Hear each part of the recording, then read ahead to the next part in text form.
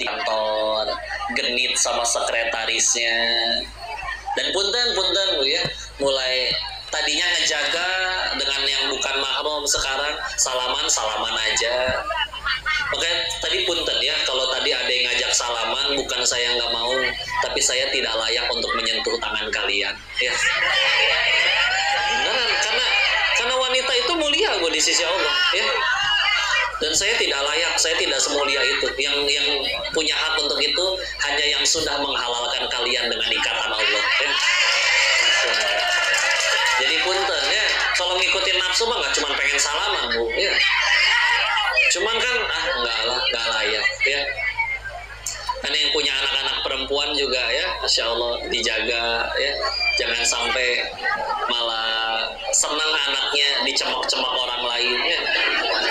Beneran Bu, beli gorengan sama beli berlian, bungkusnya bagusan mana? Iya, kalian wanita lebih mulia dari berlian Bu ya. Makanya Allah tetapkan peraturan ribet kan buat perempuan, pakai gamis, gak cuman kerudung, ada ciputnya, di tangan ada manset, di kaki ada kaos kaki. Betapa repot wanita kalau mau wudhu.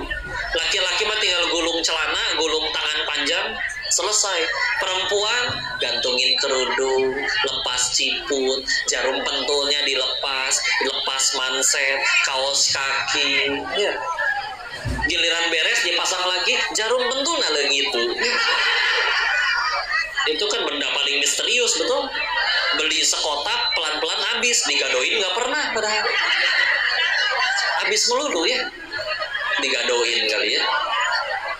Balik lagi ya, maka Masya Allah, lama-lama ketika sudah terbiasa dengan dosa yang kecil, lama-lama jadi tanpa ragu untuk ngelakuin dosa-dosa yang besar.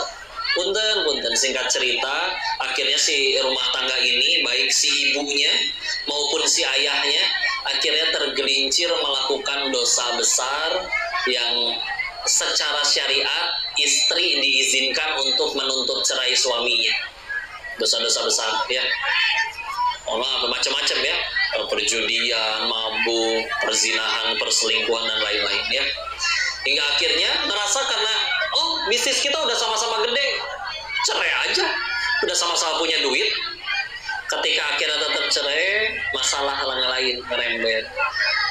Anak-anaknya mulai depresi karena orang tuanya pisah, akhirnya gaulnya dengan yang tidak baik, mulai kenal narkoba, ada yang kecanduan, ada yang ketangkep polisi.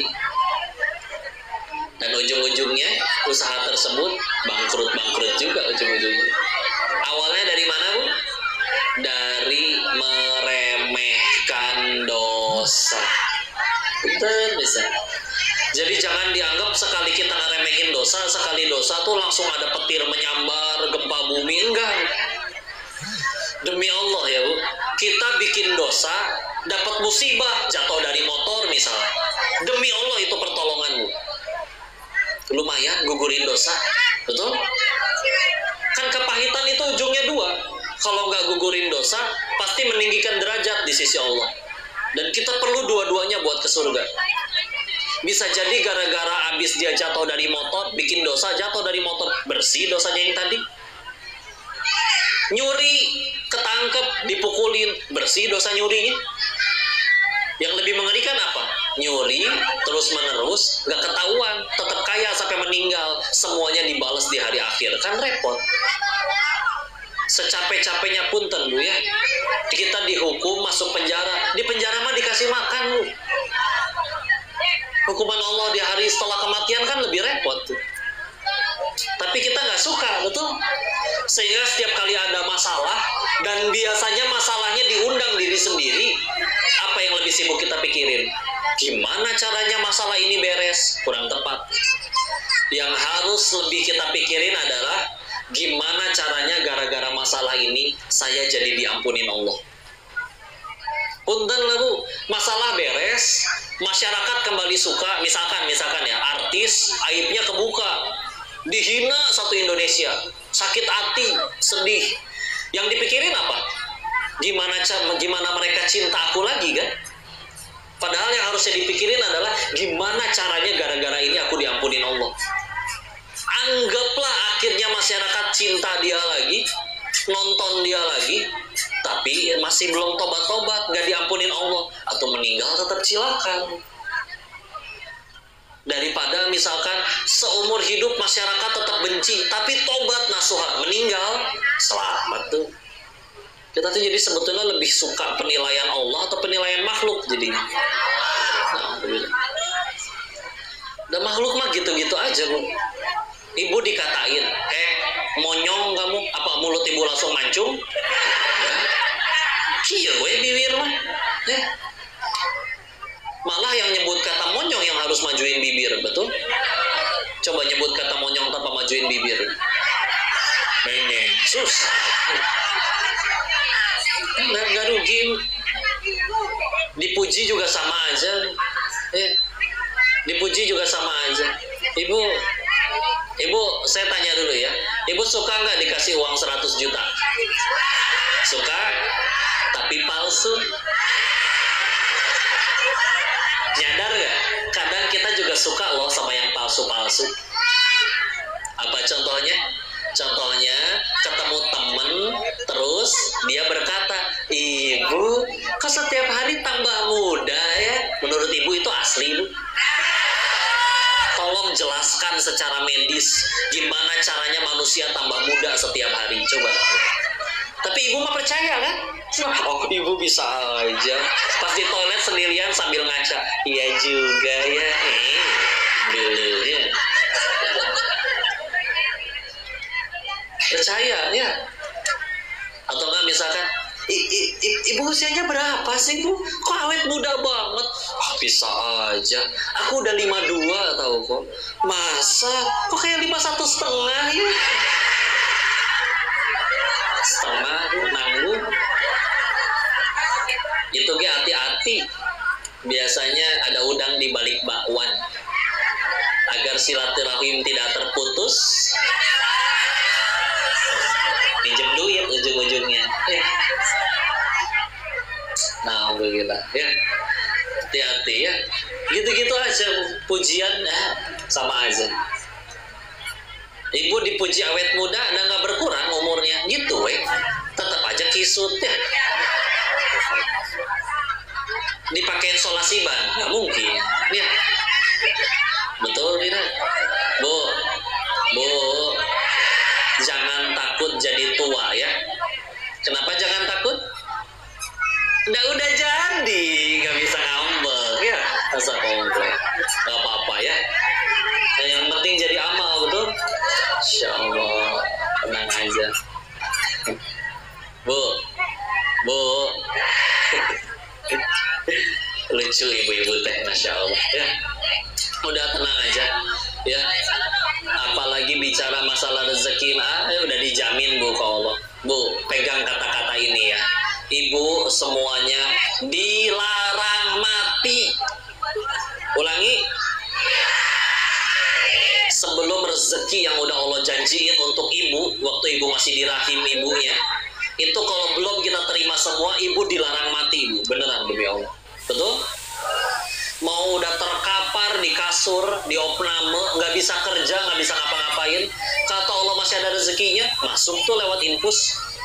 Nggak boleh, Bu, mati. Ya. Mau udah capek sama dunia, saya mau mengakhiri hidup, dia tiduran di rel. Keretanya lewat, masih belum mati keneh itu. Karena keretanya salah lewat di rel yang sebelahnya ya. Relnya 2 kan, ya dia salah lewat.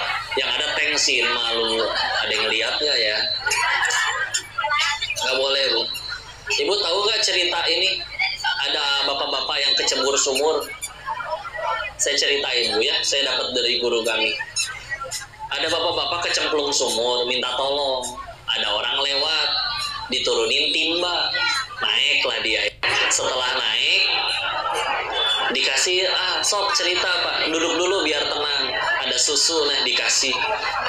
Beres minum susu, udah tenang, ditanya lagi kan, "Ai Bapak kenapa bisa jatuh Pak?" Akhirnya si Bapak cerita, "Nggak tahu ya, saya tadi cuma berdiri di sini nih, terus jatuh lagi." Ya. Tapi jatuh yang kedua meninggal. Kata guru kami waktu itu, beliau bilang kayak gini, si bapak itu masih masih punya rezeki 1 gelas susu lagi. Makanya udah nyampe tempat matinya kaci naik heula itu buka atas. Naik dulu, udah kejemput baru boleh mati. Beneran Bu, kita nggak boleh. Beneran Bu, jawab ini ya. Bu, di luar sana kira-kira ada yang lagi maksiat nggak? Ada. Di luar sana kira-kira ada yang nyembah berhala nggak? Ada yang nggak sholat nggak? Tapi mereka tetap dapat rezeki nggak? Dari siapa rezekinya? Nanya ibu udah segini nurutnya sama Allah, siang panas tetap kerudungan, ya sholat, waktunya subuh orang masih selimutan dingin, ibu bangun, terus udah nurut sama Allah, Allah malah jadi pelit gitu sama ibu, gak masuk akal, beneran, segitu ragunya kita sama Allah. Jangankan sekarang ibu udah bisa kerja, bisa sholat, bisa sujud, bisa minta, punya suami, ya. Waktu kita masih belum bisa mikirin rezeki, waktu kita masih di dalam perut orang tua kita, kan belum jadi otak, betul? Mikir juga belum bisa, tapi udah perlu rezeki, nutrisi. Ibunya ibu, makan jengkol, makan pete, makan apapun, tetap diatur tuh oleh tubuh. Ini vitamin buat janin, ini buat ibunya. Tubuh gede, lahir. Pertanyaannya, itu janin yang nyari rezeki atau rezeki yang datengin janin? Rezeki datengin janin. Ibu mikir juga belum bisa, ada masih orok dalam perut ya. Masa kita udah gede, bisa kerja, bisa sholat, bisa minta, segitu ragunya sama Allah, sampai harus melanggar aturan Allah? Punten ya. Kualitas orang Islam zaman sekarang sama kualitas orang Islam di zamannya Nabi lebih bagus mana?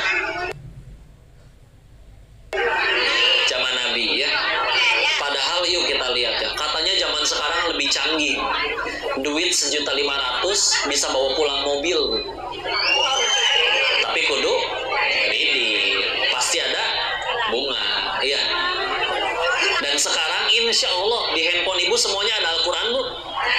Kalau ada yang nggak ada, saya nyalain hotspot ya, biar downloadnya pakai kuota saya ya, biar kebagian pahalanya. Di masjid-masjid besar, kadang banyakan Qurannya daripada yang sholat, betul? Tapi kenapa Qurannya masih ada, belum berubah? Kok kita kalah kualitas sama orang zaman dulu? Orang zaman dulu, Bu, Al-Quran kan pertama dikasih kepada Nabi kan gak dalam bentuk buku. Malaikat Jibril bawa buku gitu, enggak. Tapi kan diwahyukan kan? Diwahyukan. Iqra, suruh nurut, baca. Mana bikori? Saya nggak bisa baca. Iqra bismi rabbikal ladzi khalaq. Diikutin. Nah, baru benar. Kan nggak dalam bentuk buku kan? Kapan mulai jadi buku? Satu mushaf. Di zamannya Sayyidina Utsman bin Affan radhiyallahu anhu. Di zamannya Utsman, oh udah luas banget Bu. Satu jazirah Arab udah jadi 7 negara. Arab Saudi, Oman, Yaman, Qatar, Uni Emirat Arab, Bahrain, Kuwait. Persia udah sekarang jadi Iran, Irak.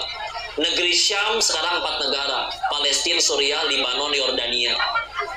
Afrika Utara, Mesir, Maroko, Tunisia, Libya. Pokoknya gede Bu. Daerah seluas itu, orangnya soleh-soleh. Ketika ditanya, kenapa mereka bisa hebat? Jawabannya sama, aku ngikutin Quran. Pertanyaannya, emang waktu itu udah punya Quran masing-masing? Enggak. Di zaman Sayyidina Utsman, Quran yang udah jadi bentuk buku, itu baru ada 5 jilid seantero negeri. Ada berapa? Coba sekarang ada berapa juta Al-Quran yang ada di Indonesia aja? Kok bisa mereka cuma punya 5 tapi jadi hebat ngikutin Al-Quran? Apa bedanya? Nah ini dia salah satu contohnya. Kita hafal mungkin banyak, kok zaman sekarang juga banyak yang hafal Quran. Tapi sekarang mah yang penting hafal dulu, arti belakangan ngamalin apa lagi. Ibu hafal Lata Kasur? Tolong bacain artinya aja Bu, gak usah Arabnya. Malah gak ngerti ya, malah gak tahu. Tapi kalau Arabnya apa lu? Bisa gitunya, padahal kan bukan bahasa asli kita, betul? Kalau dulu beda, kalau dulu kayak gini, mereka tidak akan maju menghafal ayat lainnya sebelum ayat itu selesai diamalkan. Jadi yang penting diamalin. Kita makan ya apal mah apal dulu, ngamalin ya bisa lah kalau nggak makan babi mah nurut sama Al-Quran. Tapi Al-Baqarah 275 nih, kalau dijalanin saya kapan punya motor, kapan punya mobil nih. Pura-pura nggak tahu aja, nyicil aja. Tetap punya mobil, tetap punya motor, tetap punya usaha maju. Tapi punten, Allah bisa ambil dari jalan yang lain ya. Anaknya nanti misalkan ada yang nggak nurut, ada masalah yang lain ya. Kadang ada, hidup saya tetap lancar kok. Tapi yang lebih bahaya kalau apa? Kalau iman yang sudah hilang. Dulu sedih ketinggalan sholat, sekarang nggak sedih ketinggalan sholat. Bukankah iman itu lebih berharga daripada semua harta kita, Bu? Bu, punten Bu, ibu meninggal nggak ninggalin harta, tapi iman luar biasa, Bu. Surga nggak, Bu? Insya Allah, Bu.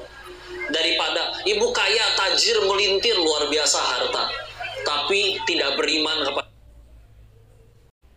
jadi Islam, meninggal selamat. Jadi bukankah iman itu lebih mahal? Jaga ya.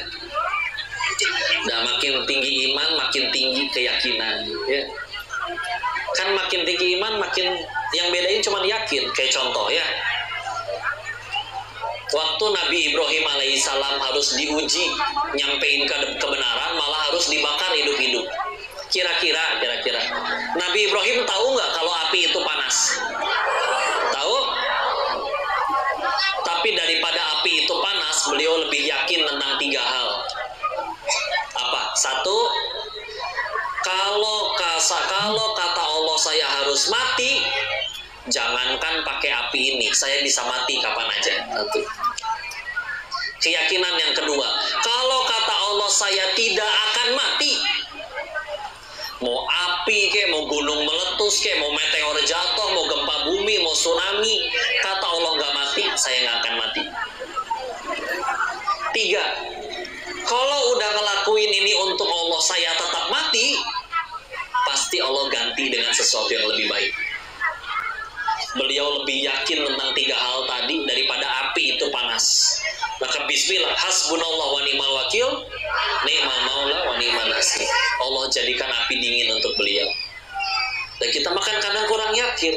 Contoh, ibu sakit kepala, nyari paramek atau nyari Allah? Padahal yang nyembuhin ibu paramek atau Allah? Tapi begitu sembuh, siapa yang dipuji? Iya, obat emang dahsyat.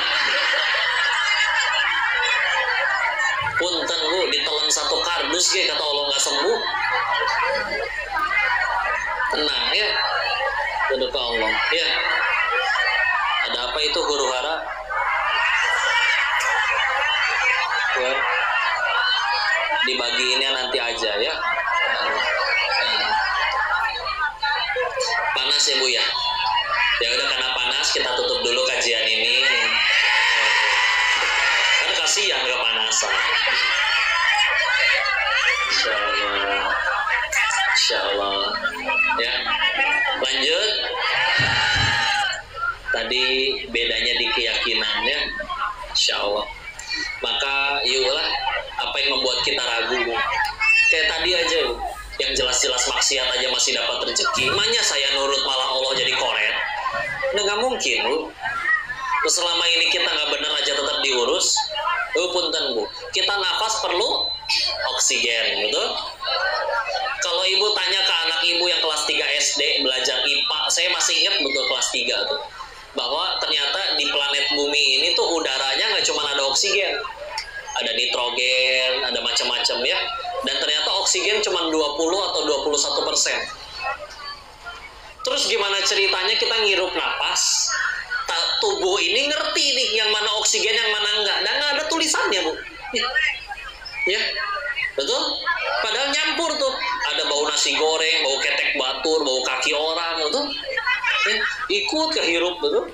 Nah, gimana caranya tubuh bisa tahu? Ternyata saya baru dapatnya waktu sekolah SMA, pelajaran biologi. Jadi di dalam darah itu mengandung unsur kimia yang namanya hemoglobin. Nah, si hemoglobin ini secara kimia dia lebih mudah berikatan dengan oksigen saja. Jadi ketika ngirup napas nih, segala macam nih, ada asap kendaraan, macam-macam. masuk ke paru-paru, bronkus, bronkeolus, alveolus. Di alveolus itu ketemu sama aliran darah kita. Yang diambil sama si aliran darah cuman si oksigennya, karena cuman bisa berikatan sama hemoglobin, baru dialirin ke seluruh tubuh, sisanya dibuang. Itu semua terjadi tanpa mikir, tanpa minta, bahkan sambil maksiat tetap lancar. Diuruskan kita sama Allah. Coba Allah bikin kita lupa napas aja 1 jam. Dulu ada nasihat dari Fajar Setboy, ingat nggak Bu? Tahu nggak Fajar? Ya kalau ingat alhamdulillah, kalau enggak ya nggak apa-apa sih ya. Beliau bilang kayak gini, kalau kita keluarga kita sulit ngumpul, mencar-mencar, dan kalau kita pengen keluarga kita ngumpul, caranya gampang. Caranya katanya tahan nafas aja 1 jam. Ya kan kalau mati jadi kumpul kan keluarga. Ya begitulah ya. Insya Allah. Ya begitulah ya. Maaf ya Bu ya, bercanda biar Ibu nggak ngantuk. Ibu ngantuk nggak? Habis ini mau tanya jawab atau foto-foto? Saya boleh tanya nggak Bu? Bu, ibu-ibu teh kenapa kalau foto nggak bisa sekali Bu? Biar angelnya bagus. Oke, saya survei nih Bu ya, saya tanya. Ibu foto 10 orang. Yang 9 udah cantik, tapi ibu perem sorangan, diulang moal. Oke, samina wa atona ya. Kita ulang 10 orang yang sama, yang moto sama. Saya mah suka kasihan sama yang moto, sok dicarekan. Mas, tolong jangan gendut ya. Kumaha. Yang kan yang banyak makan ibu, masa saya yang diomelin? Sih. Ya. Sok ya diulang ya. Sekarang yang 9 perem, tapi ibu cantik sendiri. Itu kan yang diposting di status.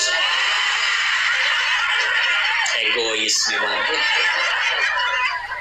Inilah ras terkuat di muka bumi ya. Sen kiri belok kanan, siapa yang salah? Dunia yang salah. Ibu mah bener wae ya. Masya Allah. Luar biasa ya. Tapi dari mereka lah terlahir anak-anak yang soleh-soleha. Dan laki-laki kan nggak bisa ngelahirin, betul? Orang bilang kayak gini, potensi rasa sakit bagi laki-laki, rasa paling sakit secara fisik ya, itu paling cuma patah tulang. Tapi kalau perempuan ada yang lebih sakit apa? Melahirkan. Ya. Melahirkan itu kata dokter waktu itu ya. Beliau bilang kayak gini. Melahirkan normal itu 27 kali lipat lebih sakit daripada patah tulang. Sakit nggak Bu ngajuru Bu? Sakit Bu. Tapi siapa di sini yang udah ngelahirin lebih dari sekali? Padahal waktu hamil pertama ada aja yang pernah nyebut, "Ih, amit-amit saya nggak mau lagi." Tapi dedeuyeunnya. Ya kan Bogor hujan melulu pokoknya Bu. Iya.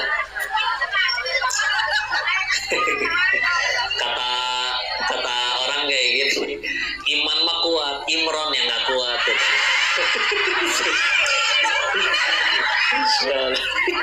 Itu bercandaannya sih mah. Masya Allah ya. Tapi Masya Allah ya, makanya Bu meninggal lagi melahirkan mas syahid Bu ya. Tapi lihat ya, makanya orang bilang laki-laki lebih kuat, enggak, wanita lebih kuat ya. Coba lihat, laki-laki kayaknya disuruh ngelahirin nggak akan kuat Bu, betul? Ibu-ibu mah luar biasa ya. Salosin dulu, Masya Allah.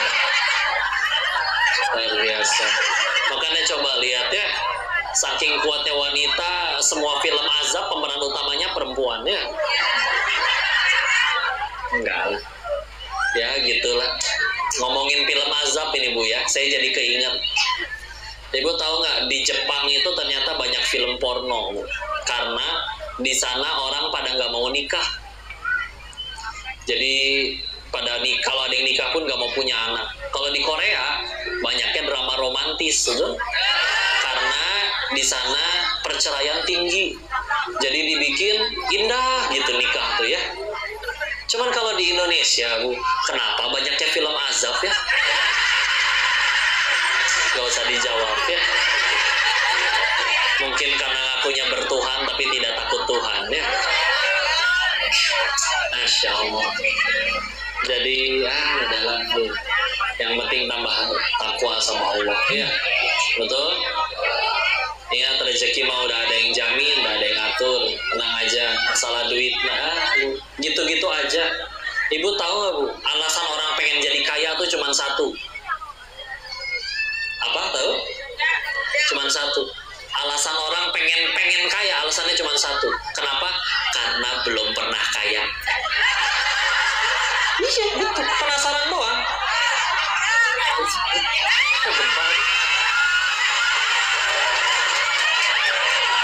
Panggungnya goyang. Lanjut. Beneran, karena belum. Makanya ada istilah OKB, tahu? Apa? Orang kaya blow on. Beneran loh. Nih, beneran. Orang misalkan, orang kan punya duit, bisa beli makanan 1000 bungkus, yang lain cuma 1 bungkus. Yang udah kaya asli bisa mikir, emang perut saya mahi 1000 bungkus? Enggak. Tapi kan bisa dibesokin, emang besok can basi. Tapi kan bisa diangetin, gak akan lebih enak daripada beli baru. Terus gimana udah kepalang beli 1000 bungkus? Sok we bagiin, lihat syukur dan bahagianya orang, pasti ikut bahagia. Ya. Sehingga punten, Bu ya, ibu makan tempe bacem yang nyaris basi sama daging steak tenderloin, daging wagyu import dari luar negeri, 1 porsi cuma segede tutup gelas, Bu, 500.000. Bedanya cuma di mana? Bedanya cuma 5 cm di sini. Betul? Kalau dia cadel berarti 3 cm. Ya. So, kenyang makan tempe sama setelah udah lewat tenggorokan, emangnya kenyang makan tempe sama kenyang makan daging, kenyangnya beda? Sama ya. Apa yang lebih sama? Sama-sama bau keluarnya. Nggak ada itu tukang makanan, kenapa mahal begini Pak? Oh iya, nanti keluarnya wangi. Enggak, asli tetap bau. Betul? Jadi udah biasa ya. Sampai orang gini ya, dulu saya dikasih tahu kebutuhan manusia itu cuma 3: sandang, pangan, papan. Atau kadang dibaginya primer, sekunder, tersier. Sadar nggak, Bu, ada kebutuhan yang keempat? Apa? Kebutuhan ingin diakui orang lain. Betul? Ya. Apa buktinya? Lihat kaki kita berapa? Berarti butuh alas kaki berapa? Kenapa ada yang punya 50 pasang? Nanti dia komplain. Emang kenapa kok? Belinya halal, gak ngutang, gak nyuri, emang gak boleh? Gak ada yang bilang gak boleh. Tapi kalau belinya buat diakui orang lain, capek ya. Jatuh, gak apa-apa ya. Ya, kalau belinya untuk diakui orang lain, capek. Dah asli, sebagus-bagusnya sepatu 50.000 sama sepatu 50 juta, anggar, Bu, bau kaki gitu. Dan semahal-mahalnya sepatu, tetap aja parkirnya di depan masjid, betul? Gak mungkin nginjek karpet, betul? Dan demi Allah dijamin yang sepatunya bagus lebih susah khusyuk sholatnya daripada yang sepatunya jelek. Betul?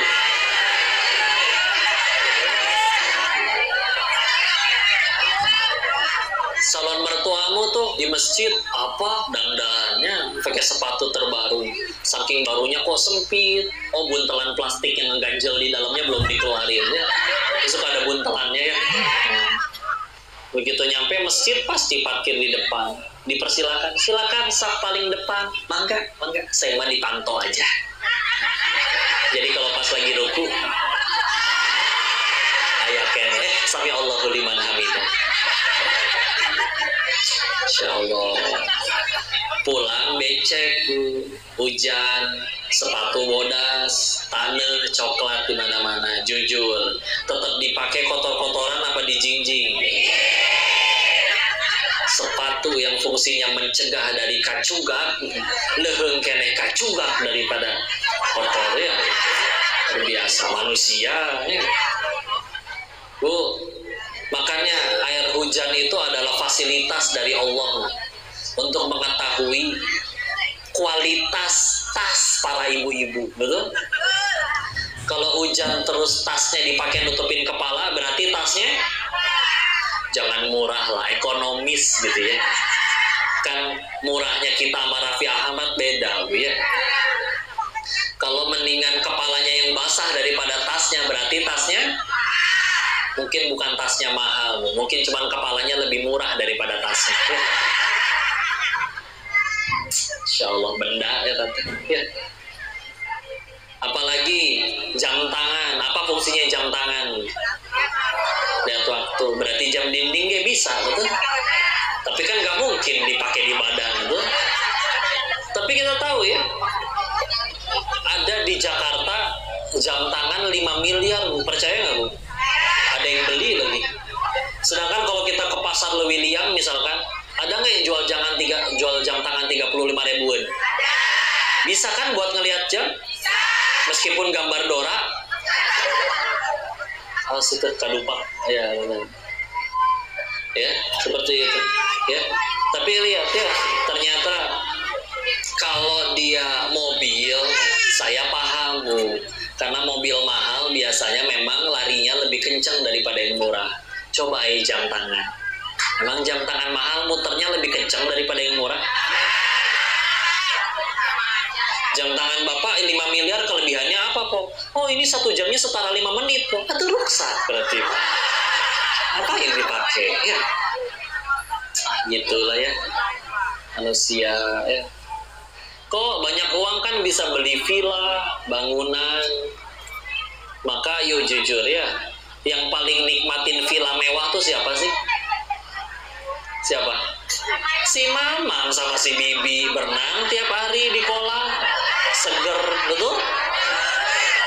Makanya ternyata dari sini aja kita sadar kunci bahagia tuh cuma satu. Apa? Jaga villa. Bukan ya. Daripada jaga villa semua ibu di sini. Ya. Ini coba yang jaga villa, si Mamang, si Bibi tiap hari berenang, lari-larian di taman kayak film India. Mamang, Bibi, nanti malam mau tidur di lantai berapa sayang? Ya kan bebas ya nggak? Tiap bulan digaji, nggak dihisap. Coba yang punyanya belum tentu datang setahun sekali. Mau diaku nggak bisa, nanti ketahuan KPK kan repot ya. Namanya aja atas nama si Bibi, secara hukum kalah itu dia ya. Tiap bulan mikirin gaji karyawan, maintenance kolam renang, ngisi token tuh. Yang punya villa ngisi token 20.000 dilepehin namanya kesetrumnya juga ya. Belum lagi dihisap. Dah lah, sing nurut ya, tenang aja. Dan kita meninggal nggak ditanya emang saldo kamu berapa? Enggak. Apakah Rasul meninggal mewariskan harta banyak? Enggak. Insya Allah ada yang lebih mulia daripada itu semua. Tenang aja ya. Bismillah. Udah segitu dulu, silakan. Ada yang mau didiskusikan atau ditanya atau mau langsung foto-foto? Ibu jujur aja, Bu ya.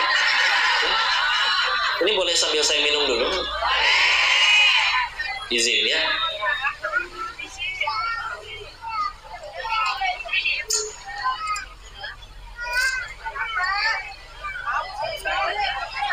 Ayah siruman, Bu.